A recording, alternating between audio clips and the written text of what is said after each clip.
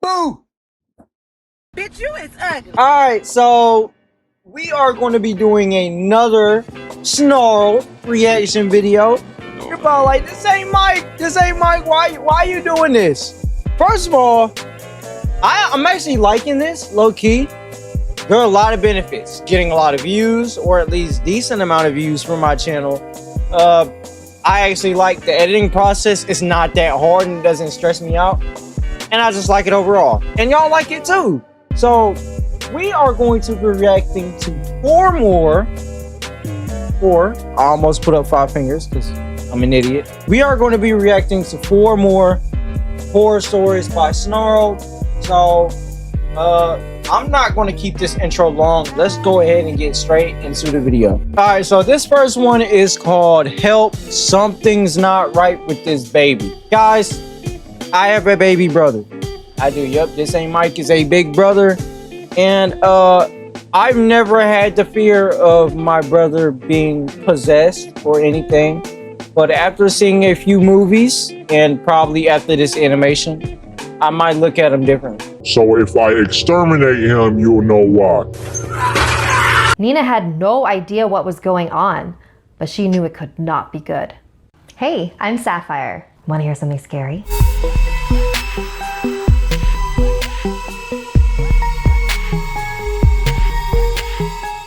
A lot of teenagers take up babysitting to earn money on the side. Quality kinda, I don't know, it's like... I was not one of those teenagers, nor did I ever want to be. There are just too many things that can go wrong.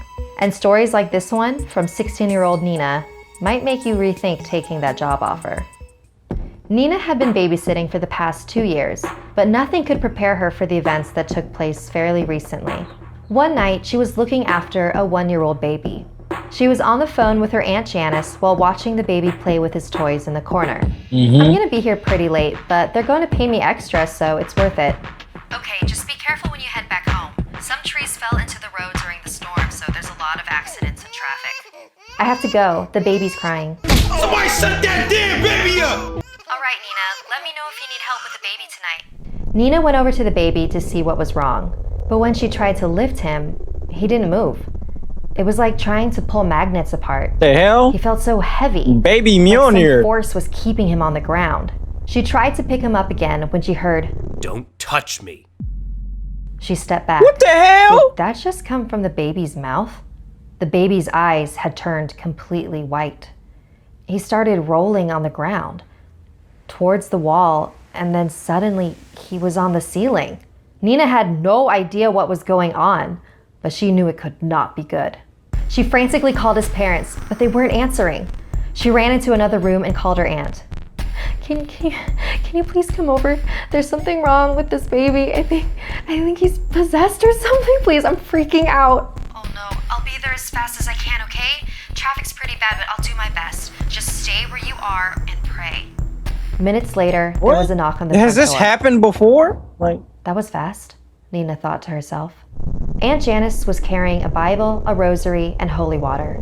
Lock all the windows and doors and stay in that room until I tell you to come out. Nina obeyed and locked herself in the... oh, hold on, guys. I'm getting a call. Yo, what's up? What's up? So what you doing? I'm recording a video. I'm about to get my grandma, so I'm gonna need some entertainers.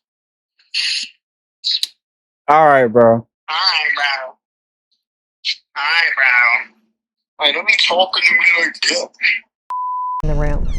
A few minutes later, there was a knock. Nina, it's all right to come out now. Something didn't feel right. Is everything okay? How's the baby?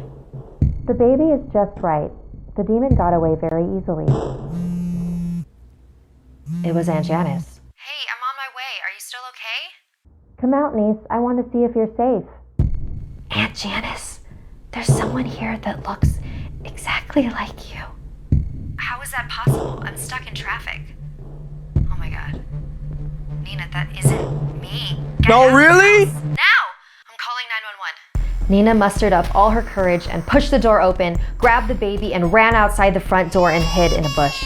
The baby was crying uncontrollably. She stayed in the bush until she saw the red and blue flashes of the police cars. Her aunt was right behind them. When the parents came home, Nina tried telling them what happened, but she wasn't making any sense. Possession? Demons? They didn't believe in those things, and they weren't sure what to make of Nina's story. They paid her the money they owed her, and Nina was pretty sure they'd never hire her again. Yeah, they which fire was her and completely fine say, with you her in Georgia. got a crackhead working for us as a babysitter. That story was like really short. I'm not gonna lie, we need to react to a longer story. All right, so this one is called What's Behind the Wall. And this one is 7 minutes long. So it's about 3 to 4 minutes longer than the normal stories we've been reacting to. Let's go ahead and get into it. Hey, I'm Sapphire. Want to hear something scary?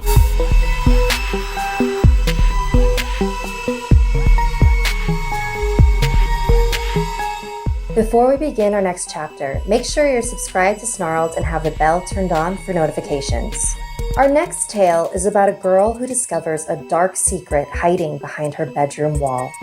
It comes from the No Sleep subreddit by username The Dalek Emperor. We've always lived at 423 Stockholm Street, so there really wasn't ever a time that I didn't hear the creature. He'd been living in the room on the other side of my wall since I was born. When I was a very young child, I thought he was my friend. I would knock and he would bang back. I would giggle and he would mumble words to me that I couldn't understand. I thought he was there to protect me from my nightmares. But as I got older, I started to be afraid. Over time, I realized that he wasn't my friend at all. That's when the scratching, moaning, and sporadic banging began to scare me. When I was 8, I finally broke down and told my parents about the creature in my wall. I was terrified that he would come into my room one night and kill me. My mother rolled her eyes and told me it was mice. Dang, She mama! never listened to me anyway. My father agreed with her that it was animals, but he hugged me and told me he would protect me and not to be scared. So from then on, whenever I'd hear the noises, I would scream for my father and he would come running into my room less than a minute later to see what the matter was. I would point at the wall and cower. My dad would smile, bang on the wall with his fist and say, "Quiet down in there or else." The noise would stop. Now I'd he give my finna dad kill a you teary first. Smile and he would hug me. Dumbass. He was always my protector. I miss him so much now. One night when I was What the hell happened to him? Hold on, I gotta move my camera. What the hell happened to her dad? What? 16, I was awoken by an otherworldly, ear-splitting scream. It was so loud, so high, and so piercing that I screamed as well in terror. The scream ended abruptly. Then, a moment later, my dad came running in. "You heard it! How could you not hear it? You have to have heard it!" "Oh, sweetie." My dad sat at the end of my bed, his hair disheveled and a far-off look in his middle-of-the-night, bloodshot eyes. Of course I heard it, but it was just an owl, I'm sure of it. We've been seeing a few in the neighborhood. "Oh, Dad, listen to the walls." "Lindsay, please, Dad." He sighed, but nodded. And Why did y'all never get the house checked? I It's needed like my you're dad to know the asking for truth and something to to happen. finally believe me. We were all in danger. But no more sounds came from the wall that night. I didn't hear him again after that. Not for a long time. When the creature did return, I didn't really notice at first. After 16 years, it was simply white noise to me. A background soundtrack as familiar to me as my own face. I think that's what sealed our fates in the end. The noises were just so inherent to me that I failed to understand how unusual they really were, and had been all along. When I finally did realize what I was hearing, I'm ashamed to say I felt almost relieved. The haunt progressed in the same cycle it had all my life. First the groans, then the banging, then light, lazy tapping, and then finally, the scratching. Always the scratching. I told my dad about the scratching and about how I thought the creature was trying to rip through the wall and into my room. My dad laughed and told me there were 3 inches of solid metal on the other side of my wall and that nothing could come through it. And he should know. What the hell the wall made out of? He built the house himself. Oh! Since I was moving out in a year, I decided I had no choice but to just stick it out. After 16 years with him, what was 12 more months? I ignored the noises, even started to bang back. Whatever it was, if it could come through the wall, it would have done so years ago. The night the door was opened is the most vivid memory I have. I was at a friend's house when my mother called me and told me to come home immediately. This in itself was strange, as my mother barely even acknowledged me and never, ever called me. I drove the 5 miles back to my neighborhood, but I had a hard time getting in. I started to panic as I desperately weaved through all the media vans, police cars, and SWAT trucks. I had to park and walk the final 3 blocks to my house, tears rolling down my cheeks as I realized that my street was at the epicenter of it all. Because I knew. As soon as I saw my house, I realized it. My dad must be dead. It had finally gotten out and I had killed my dad. I took off at a dead run, then, ignoring all the voices yelling at me to stop. I dodged in between the vehicles, pushing past dozens of people, ran through the crime scene tape, and directly into my house. And there it was. Across from the living room, next to my bedroom, the hall closet stood with its door open. All the jackets and sweaters had been pulled out of it, and on the back wall I saw it. Another door. I stumbled into the closet, through the hidden door, and out into the room I'd always known was there. But it wasn't what I thought it'd be. The media called my dad the Skinner of Stockholm Street. What the And from what I fuck? saw in that room, it was a very fitting name. There were all sorts of knives, and there were metal devices stacked along one wall. Oh at least my 100 of them. god! There were 4 sets of manacles, a wall of chains, and rolls of duct tape. In the middle of the room, there was a flat table which was very clearly blood-soaked. But the worst of it was the wall. My wall. Every inch of it was covered in carvings. But the carvings weren't satanic or evil like I thought. The carvings were words. Jacob, I love you. Tell my father I forgive him. Sarah, I'm so sorry. Tell my daughters they were my world. According to the evidence file, there were over 60 of these messages. Bro. And I made myself read every single one.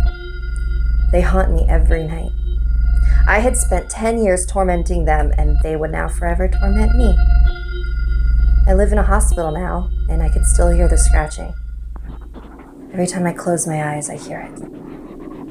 I haven't really slept in a year. My doctor says if I don't sleep soon, I'll die. I spend my days watching news coverage of my father's trial, and I spend my nights staring at the walls. And though I try every night, I can never fall asleep. I always hear the scratching, and I always will. Like this video if it gave you the chills, and don't forget to subscribe to Snarled and our gaming channel, Sleep.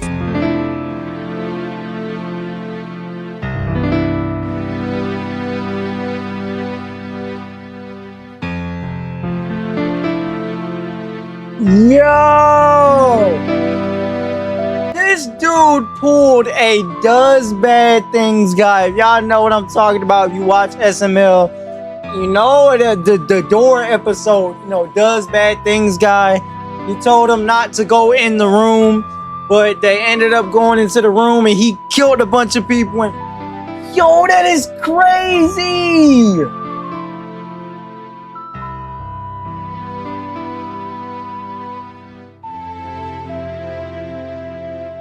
Boy, this one was good. This one was really good. This is on par with Pale Luna. Pale Luna was a crazy one to me. That's either on par, if not better than Pale Luna. All right, so this next one is called the New Orleans House of Horror. So we about to go see what's going on in New Orleans House of Horror. I don't know what else to say. Let's get into it. What I'm about to tell you is possibly one of the most graphic and horrendous scenes in American history. You have been warned. Hey, I'm Sapphire. Want to hear something scary? Y'all heard the warning.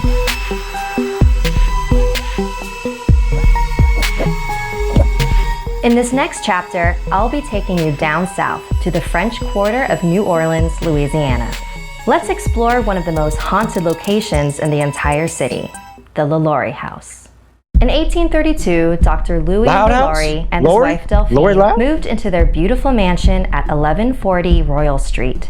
The house was made for extravagant parties and elite social gatherings. Madame LaLaurie was considered one of the most intelligent and beautiful women in the entire city. Every woman wanted to be her. But as beautiful as she was on the outside, People were beginning to suspect that something ugly was going on behind closed doors. Hey, I always do. Like most Hey, anytime they see you at the top, they start to hate. That's why I got no haters, because I'm at the bottom. wealthy families during that time, the LaLauries owned slaves. They prepared the meals and made the fancy parties possible. But rumors began to stir. Madame's slaves seem to come and go quite often, don't you think? What do you mean? Look around. Do any of these workers look familiar to you? It seems like she changes them so often. Why she say slaves? Huh. I wonder why that is. Suspicions had been rising, but with no proof to back any of them up. Until one day, when a neighbor was climbing her stairs, she heard a scream coming from the LaLaurie house and looked over to see Madame chasing a little girl with a whip. What the There was hell? nothing she could do but watch in horror as the little girl climbed to the roof. Yo! What the hell is she doing? Why is it a black girl? I must be I must have the setting wrong, because what time does this take place? Behind. With nowhere to go, the little girl jumped. Even though slaves were barely considered human back in those times, there were still laws that prohibited exceptionally this is cruel back treatment. then. So the neighbor called the authorities, who had the LaLaurie slaves impounded and sold at an auction. But Madame was sneaky. She arranged for her relatives to buy her workers and sell them back to her. After that incident, Madame's reputation began to change. People were no longer eager to attend the parties at their house, nor even interact with the family. Eventually, they were alienated by the Creole Society. And in 1834, things would only get worse. The Madame kept her cook chained to the kitchen by her ankle. For whatever reason, Madame had threatened to take her to the upstairs room. This terrified the cook. Whenever anyone went up to that room, they never came back. The cook decided she would rather die by her own hand than to suffer by Madame LaLaurie's, so she set the kitchen on fire. It spread throughout the entire house, and not a part of the mansion was left unscathed. Neighbors came rushing over to help fight the flames, but after the smoke had cleared, they made a horrific discovery in the attic. What I'm about to tell you is possibly one of the most graphic and horrendous scenes in American history. Yep. You have been warned. Yep. The fire had burned down the door to reveal the upstairs room filled with dozens of naked slaves. Some were strapped to what looked like an operating table. A few were chained to the wall. Others were crouched in small cages. One woman had her stomach slit open and her intestines wrapped around her waist like a cruel corset. Another woman's mouth was sewn shut, after first having been filled with animal feces. A man had a hole drilled into his head with a stick inserted, presumably used to stir his brains. Most of them had been dead for a long They doing human DIYs, time, bro. and some were unfortunately not. Madame and her husband were both doctors, and some theorized that they were practicing risky medical operations on their slaves. But the inhumane condition that they were in suggests that their reasons were less medical and purely sadistic. After the news of the LaLaurie's torture room spread across the city, a mob ransacked their mansion and destroyed every last bit of property they owned. They even tore up the backyard, where they discovered dozens of buried skeletons, including that of a small child, presumably the young slave who jumped off the roof. The mob chased the LaLauries out of town, and that was the last anyone had ever seen of them. Ever since that day, that house has had trouble getting tenants to stay. Residents claimed to hear constant sounds of wailing. Children said they were chased by a woman with a whip. Year after year, the house would be bought just to be resold again. Today, the mansion is owned by an oil tycoon who doesn't allow anyone inside. Oil I wonder what he's tycoon. hiding. Like this video Roblox? if it gave you the chill. Alright guys, this next one is called Do You Like the Red Room? Guys, I don't know if you guys know, but Red Room is it relates to Red Room, and Red Room backwards is essentially murder. So I think we can already expect what's about to happen in this story. Without further ado, this is the fourth one. It might be the last one. We might do another one, but let's go ahead and get into it. Do you like it? Hey, I'm Sapphire. Want to hear something scary?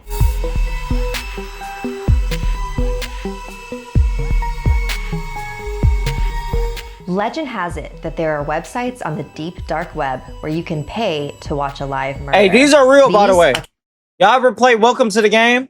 Yeah, these are real. Like, these are really real. called red rooms, named after a popular Japanese urban legend. Why is it called a red room? Let this story by username Violet Sumire explain. It was my rare day off. A day where I didn't have to worry about all the traveling and the chaos that usually accompanies my work. A day where I can just relax. Most people might spend it doing something active, going out camping or to an event or to play sports. I like to spend my break by being sedentary, cuddling up with a good book, looking up random things on the internet, and general lazing around are my favorite things. I was doing the second thing on my list when something strange happened. I have a pretty new laptop with the newest operating system, so when the pop-up came up on my screen, it was a bit surprising. Not just because I have pop-ups disabled, but because the format and the style of it was of the older operating system. I frowned, hoping that I didn't have a virus or something. My first thought when anything goes wrong with my computer. The message on the pop-up was written in Japanese and it read, "Do you like it?" The text was in black and the background was a bright red. There was nothing else in the ad. I scrunched my face in confusion, but I figured that it was just one of those "congratulations, you win a new game console" type of things that messed up. The website that I was on wasn't the most legitimate looking. I shrugged it off and clicked on the big red X in the corner to close it out. Yeah, you a I dumbass. left the site as well for good measure and decided to get some tea before streaming some shows. I was only gone for 10 minutes, but when I came back into my room, the ad was there again. Now I was more worried about the possibility of a virus. I didn't have anything open on my computer, so it definitely wasn't just some pop-up. I closed out of it again and went to run a computer scan when it appeared again. Except this time, a voice followed it. "Do you like it?" It was a high-pitched child's voice. The voice seemed to echo as if someone was talking in a tunnel. It rang in my ears, so I reached to turn the volume off, but my computer was already muted. Hey, turn around. Up my spine. Turn around. I closed out of the pop-up again, but it simply came right back up, the voice louder. I immediately closed my laptop. "Nope, not today," I muttered out loud. I went to go out of my room, but my door wouldn't open. I frantically pulled on the knob. There was no lock on the door. There was a pinging noise behind me and I jumped. I looked at the computer on the table with bated breath. Do you like the red? The voice now asked.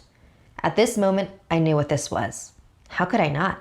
It was a very popular urban legend in Japan. This was the Red Room.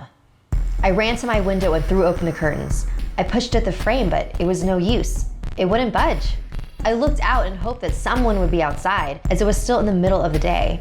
But the street outside was sparse. Behind me, the child's voice was growing louder, the question now in a continuous loop. Do you like the red? Do you like the red? Do you like the red? I felt tears of frustration running down my face as it grew harder and harder to hear my own thoughts, but I needed to get out. My phone was in the kitchen, so I couldn't call for help. I looked for something I could use in my room. I grabbed my chair and began to use its legs to try to break the window. It took a few tries, but I could begin to see the cracks form in the glass. I also noticed that my room was growing darker, even though the sky was cloudless blue. I stood still, the chair no longer in my hands, but on the floor, forgotten. I should have ran to the window and broke off the rest of the glass to escape, but a foreboding feeling in the pit of my stomach prevented me from moving. That and the breath on the nape of my neck. Do you like the red room? Nigga, like, ankle. Of course I like the red room. Like, elbow that nigga, I've bro. always wanted a red room. I said ankle. This room is not red. I have to fix that. I searched around my desk. Box cutter. Perfect. Hands isn't enough. I need more. Have to make sure not to waste a single drop. The banging at the door woke me up. Sumire. I recognized that voice. It was my coworker, Sora. I groaned. What is he doing here on my day off? I slowly opened my eyes and almost passed out as dizziness suddenly hit me. There was a splintering of wood, an intake of breath. What happened in here? I barely caught his question as my vision went black for a second. What are you doing here? I managed to mumble. I looked up into his face and realized that I was sitting in the middle of my room. You didn't come in to work today, so I came to check up on you. Right on time, too, it looks like. How did you My head get... was starting to clear and I felt stinging pain from all over my body. It's my day off. Sora gave me a look. That was yesterday. I looked down in confusion, too tired to hold my head up, and saw my hands. They were covered in blood. My eyes traveled And he up my not gonna arm say where cuts were nothing? engraved in almost every part of my skin. I had apparently taken off my clothes as well, and my legs were in the same state as my arms. I looked up at Sora fearfully. "Let's get you to the doctor." He gently wrapped a blanket from my bed. Why is he acting so nonchalant about this? You see me covered in blood and presumably I don't have any clothes on. Why you be like, oh yeah, you didn't come into work today. Your day off was yesterday. It's like you're either a part of it or you don't care. Around me and carried me.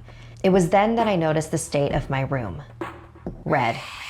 There was blood. He not gonna say nothing? All over the walls. My blood. I pulled on Sora's clothes.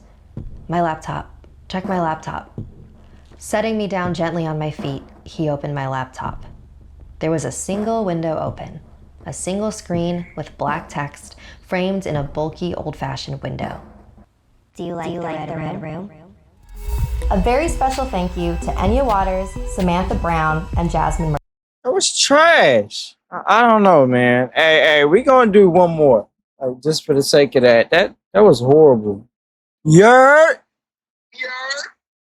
Yo! What's up, bro? What's up, bro? What's up, pretty little baby? What you want, bro? I can already tell your smile look good, bro. What's up, baby? What's up? What do you want? Hey, bro, you think if I asked you, would you go on a date with me? Would you say yeah? I'm finna hang up on you. No. Don't hang up, don't hang up. So, I got a little fans get you together, you know what I'm saying? Think about it like this. Me and you alone at a park, and we watch a movie on the phone, and we look at each other in the eyes, and then, yeah, I can't be serious. Hey, bro, you know I got this on record, right? Anyways, guys, this last one is called AI Story Time. So, yeah, we all know AI is on the rise. You know, kids at school, they're using AI on their computers or on their phones to do their assignments. You know, they're passing with all A's, getting their offers from Yale and all these other colleges. Because you know you use AI. Because I did too. Let's be honest. We all use AI. But yeah, this next one is called AI Story Time. So this is going to teach some of y'all a lesson. Leave that AI alone. I was convinced that there was something very weird happening here. Hey, I'm Sapphire. Want to hear something scary? Last one. Don't buy an RT. Artificial intelligence used to be science fiction, but technology is quickly catching up. Yup. As robots become more lifelike and realistic, will we one day live in a world where a human and robot are indistinguishable? This next chapter, an abridged version of the creepypasta written by username BradenDP1, takes place in that world. Do not buy an RT. Let the fad die off, please. I know what you're thinking, but Trevor, RTs have the potential to change the world. And yes, I do agree that the fantasy that IGT has been trying to pitch us for the last 3 years sounds pretty great, but in reality, it's disgusting, inhumane, and highly illegal. I have no concrete proof for any of my beliefs, so all I'm gonna do is tell you the story leading up to this post and let you reach your own conclusions.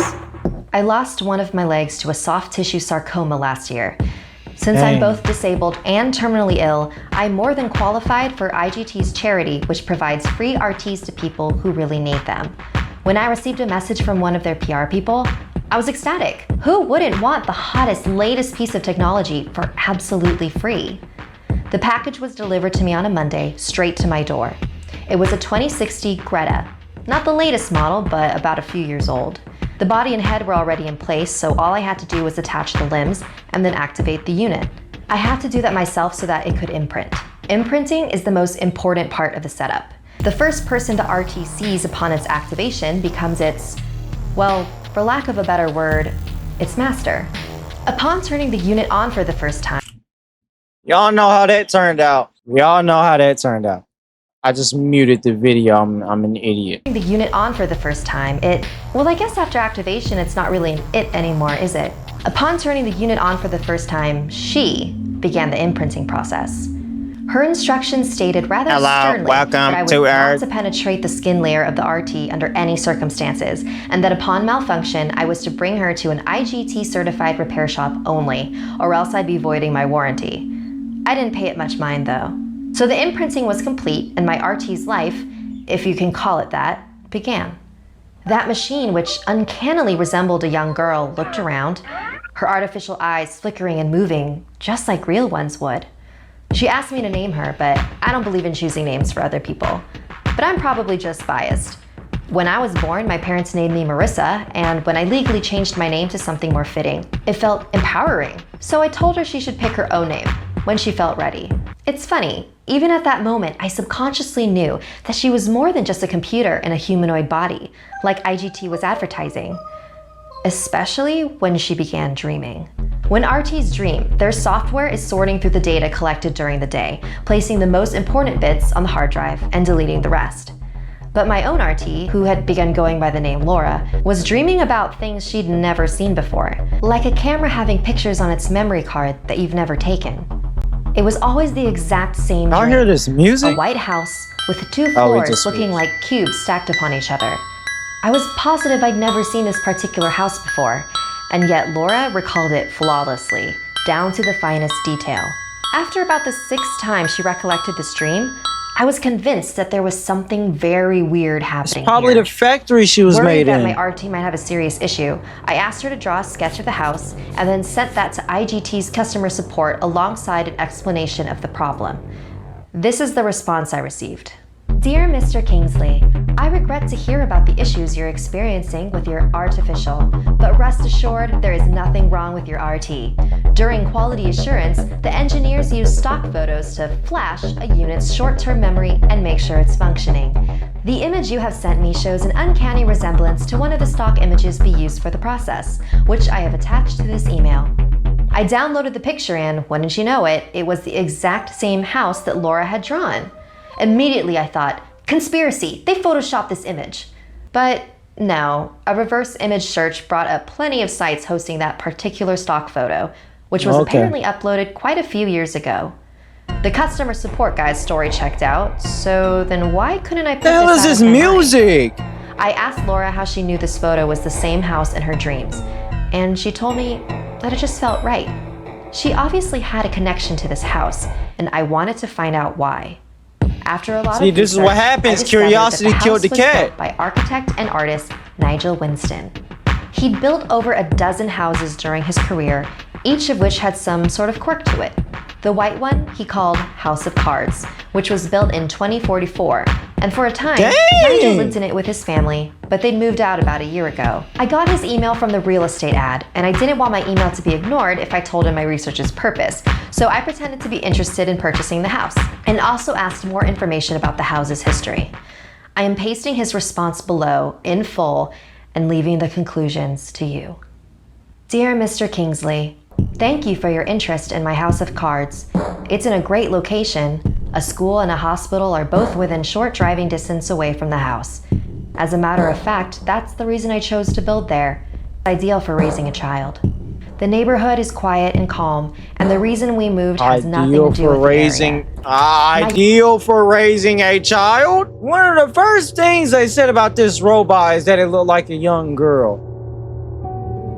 This robot wouldn't happen to be made after his daughter that maybe had died, and now her soul is trapped in a robot, which sounds like something we all know. Youngest daughter disappeared roughly a year ago, and once the investigation was No, closed, we no! found that the house just held too many memories. If you have any more questions or would like to set up a meeting, feel free to respond to this email, and I would appreciate it if you can keep my Laura in your thoughts. With respect, Nigel Winston. Want something That was a crazy call out! Y'all finna think I'm bullshitting. I'm not bullshitting. scary for your walls? We have a limited edition poster available for purchase. There's only 600. Y'all finna think I'm bullshitting. No.